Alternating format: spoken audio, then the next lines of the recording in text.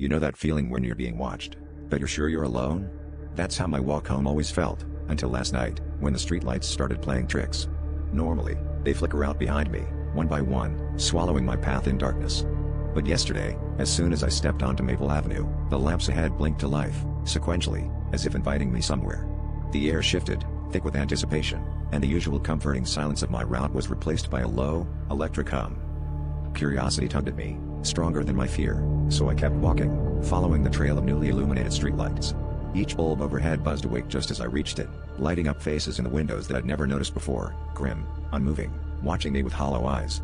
My heart sped up, but I couldn't stop. It felt like the darkness behind me was pushing me forward, pressing at my back. The lights led me past familiar intersections, then down a street that shouldn't have existed, its cracked pavement lined with withered trees.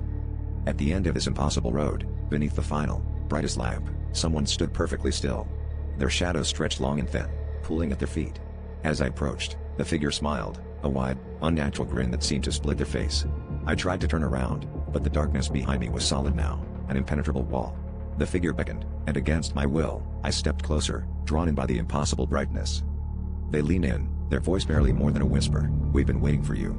The lights above flickered violently, and in that strobe I saw dozens of shapes behind the figure, faces from the windows, from my memories, all stepping forward. The last thing I remember is the sensation of falling, as if the ground itself had vanished. When I woke up, I was standing beneath my usual street lamp, but this time, the darkness ahead of me was absolute, and I knew, somehow, that the path home was gone forever.